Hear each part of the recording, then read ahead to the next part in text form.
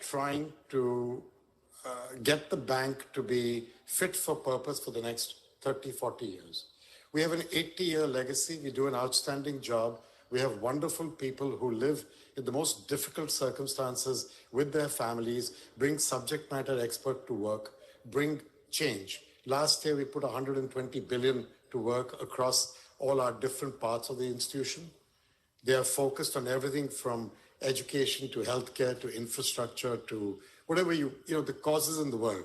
We have expanded our vision to include livable planet, not just the eradication of poverty. Livable planet in climate change, pandemics, fragility, conflict, violence, food insecurity, all that. Now, in that context, what we're trying to do is to look at our knowledge as important as our money. So people think of us sometimes as a money bank, but when you go to our clients in the countries that receive input from us, yes, we're a money bank, but we're also a knowledge bank. And the knowledge bank part of us, we want to think of it in 5 verticals. And the first one is people, which is human capital, health and education and social benefit schemes, stuff that we worked on together. Yeah. The second one is prosperity, jobs, domestic resource mobilization, financial inclusion, policies, economic policies, that kind of stuff. The third is planet. That's mitigation, adaptation, food insecurity, water, forestry, biodiversity loss, soil degradation, that. The fifth one is infrastructure. In fact, this is the guy who runs infrastructure, sitting right here. And that's the guy who runs the knowledge bank. They're all sitting here. So infrastructure is the more traditional one, bridges, airports, ports, roads. But the fifth one is digital. And the reason why we want to make a vertical of digital and not let it be submerged in the others is because it enables all the others. And the pace of change in digital is amazing. And if we don't create the focus on it, we will have challenges. At the end of the day, these general purpose technologies of the past that have taken years, whether it be the steam engine or electricity or the internet, they took differential years to impact the world. I think the way digital is growing right now under the AI, it'll be a shorter time frame. The bank needs to be focused for that. So I think of digital as the breakthrough technology that takes out the arbitrage of the incumbent and enables new ways to reach populations without the traditional challenge of the expense of reaching them for healthcare, for education, for everything. We can get through that by breaking through the arbitrage of incumbency. And that's the value of digital in that sense. Then there's one other aspect of it, and then I'll shut up and move on to the next one. And that is, I don't mean digital only as financial inclusion or things for consumers, health and education, important. I do mean it for governance. I think that if governments embrace digital, they create transparency, they create clean governance, they create citizen engagement.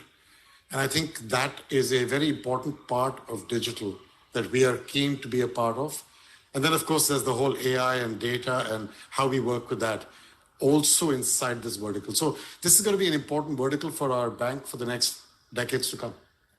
Before we get to the digital divide, which is something that both people on this stage are working very hard to address, Ajay, I first want to ask you, how do you prioritize digital at a time when, as you pointed out in a session that we did together in Davos a few months ago, there are still 600 million people without electricity in Africa alone? Yeah, so yes, 600 million people in Africa alone do not have power, not at all. I mean, when you fly over the continent, you will see dark patches, not because there aren't people, it's because they're living the way their ancestors used to live. And I think that's absolutely unacceptable. And it's an issue of human rights. I consider to be as fundamental a human right as the right to breathe. And so we have to give them access to electricity. But remember that at the same time, 1/3 of the people in the world don't have access to the internet. And the 1/3 of the people in the world are 2+ billion. And here it's 600 million. Some overlap, obviously, because if you don't have power, there's no way to access Hans's capabilities. But even if you have power, clearly there's 1.5 billion people who still don't have access to the internet. And of course, that gets exacerbated when you start talking gender. and age. So this gets a little crazier, and Hans is the expert on these kinds of numbers. But to me, therefore, there's no trade-off. The reality is we have to get those 600 million people connected to electricity. The bank has made a commitment to reach 100 million by 2030. We're in the process of seeking to expand that ambition to another 100 million. If we can do that with renewable energy, by the way, we've tried it out in Rwanda and Tanzania. We know it can work. Now we have to generate not just money from IDA, which is a huge part of our bank, but also from governments themselves, and most importantly, from the private sector. It's kind of a one-third participation in this effort. I think of that as being the base load for building digital on. Meanwhile, there's the other 1.5 billion of people who have access to electricity, don't have digital. We have work to do with them too. And then there's the others who do have access to the internet, but it's not being fully used and exploited for the capabilities that it is possible to do. So there's different shades of work to be done with different target audiences. Yeah. Hans, let me bring you into this conversation. You have been making great strides in bridging the digital divide. At home through your work with Verizon and internationally through your work with Edison Alliance. What works? What works in helping bridge the digital divide? First of all, thank you for having me. And Ajay, I'm applauding you. I understand all the challenge you have. I, of course, for many reasons, have said that digital inclusion is extremely important. I think the 21st century's infrastructure is mobility, broadband, and cloud. And I don't think it should matter where you're born, where you come from, and who you are, that you should be part of our society. And today, to be part of our society, you actually need to be digitally included. I've been fighting for goal 18 for the SDGs for a long time. I gave it up, as many know, it's only 17. My work, both as Verizon, but also globally, has always been trying to see that we find the opportunities to take down the barriers, because there are very different barriers in different worlds. And let me give you some numbers. So today, roughly 5.3 billion people are connected to the internet. 2.6 billion are not connected. Of the 2.6 billion, I would say 85–90% are actually covered by broadband, some kind of broadband. And people looks at me, that cannot be true. It's actually true. And then you start dividing where are the barriers. And the barriers are three. Accessibility to technology. Yes, there are probably 500 million people or 400 million that actually outside the telecom grid. Affordability is one of the biggest barriers of all, meaning afford a device, afford a service plan. That's sometimes a staggering challenge. And finally, the usability, having application that is actually supporting the society, meaning education, digital healthcare, financial inclusion, being part of the societal opportunities that the government gives you, and being able to work. And it's different in every country. I mean, as we heard, electricity could be in one country, another country could be it's too expensive. There are no subsidized plans. I would say to 90–95% all infrastructure in the world is done by private money. The biggest challenge has actually been affordability and usability. Then you understand the challenge of it. It's a multifaceted challenge. There is not one organization, one country, one NGO, one private company can do it, because ultimately, think about those three: accessibility, affordability, usability. It goes from a sort of grading from private sector, then you meet each other on affordability, and then usability. I would say in 95% of the countries in the world, healthcare, education, financial inclusion are done by the big institutions and governments. That's how it works. So in 2021, where I came out from the COVID, I said, now I'm going to do something big here. And actually try to rally a lot of people around how can we get more people connected. I actually rallied Mr. Ajay Banga to work with me, and ultimately I started the Edison Alliance to get... That's the only reason the Edison Alliance made any progress. And then we formed the Edison Alliance with one target. We wanted to connect 1 billion people in 5 years, but only if it's healthcare, education, or financial inclusion. We love to have Netflix on broadband, etc., but that's not what we're talking about. This is societal infrastructure. So we rallied. Today we are some 150 champions, 320 initiatives, 130 countries, and we have achieved 784 million people more connected in less than 2.5 years. And we're very close to get to 1 billion. But it is a community of work. And that's what we're doing. And of course, Verizon is doing its part. We're basically doing the majority of private education in this country. We've dedicated $3 billion to digital inclusion in the US.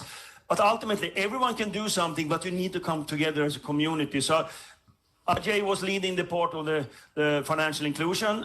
His successor at Mastercard is doing that today.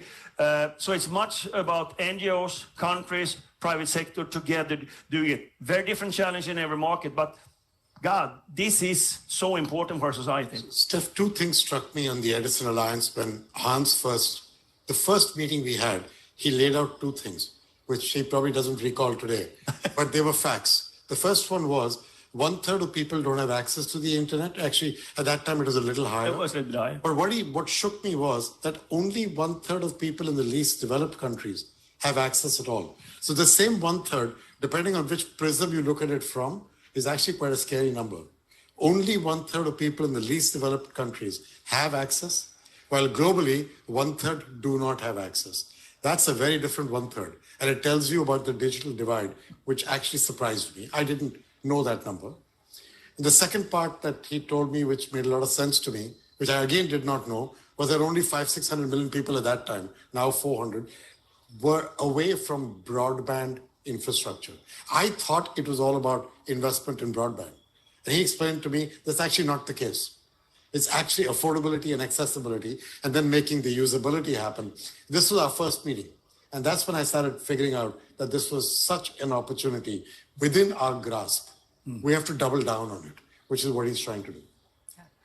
Ajay, when you talk to world leaders about these issues, and again, coming back to what I asked you earlier, when there are so many other intractable problems, many of which World Bank is working to solve, do you need to make the case for digital inclusion? Do you need to make the case for bridging the digital divide? And if so, what's the argument? On both digital and climate, the world has moved very far from 5-7 years ago, when a lot of leaders, if you told them about any of these, they would say, but I need to build my schools and I need to build my healthcare clinics. That is not the case. Most leaders today are quite enlightened on the power of digital to break through. So I can step back for a minute, something that Hans and I have talked about. I think of the challenges we face in the world on three sides of a triangle. One side of the triangle is the challenge of inequality, which is the one versus many trade-off. More and more, it's become I win, you lose, as compared to we can all grow together.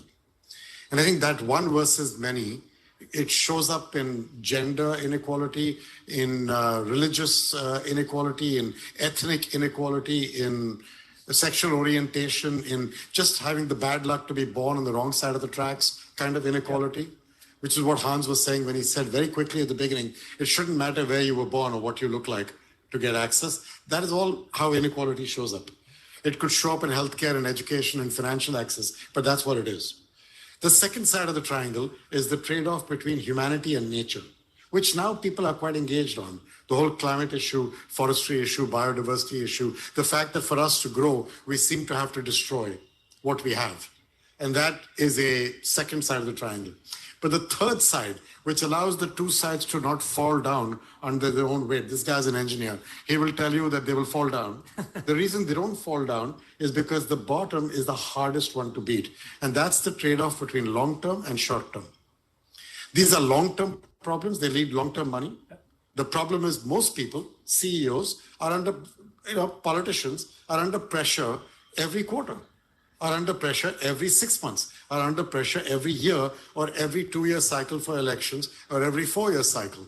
But doing the right thing on building an underground train system to alleviate traffic and therefore, things to do with pollution is not a 2 and 3 and 4 year exercise for a politician. For him to stand up in front of his investors and say, I believe I am putting these resources for the right reason because they will pay back my company because of greater connectivity and data use and will make my company even more valuable to future generations. It's not easy. Ask him. He does it every day. It wasn't easy for me in my financial inclusion time. So the problem of short-term versus long-term is the biggest issue.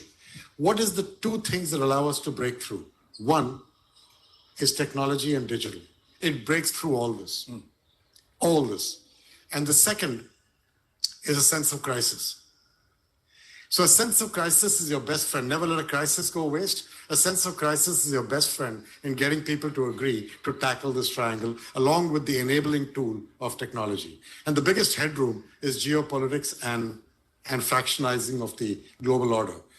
That's why I believe in digital for us. That's why I believe that there is no trade-off. Leaders see the triangle in their own words, in their own way that suits their country. They see digital as the enabler. They feel the crisis if they're in the emerging markets. They worry about geopolitics, and they're really keen to move on. So this is not now a question of, hey, we should do this. Their biggest hunger is, tell us the best way to do it. Help us do it. Make it easier for us. Bring us the knowledge. Give us the money. Give us the capability. Bring the private sector. That's what they're talking about.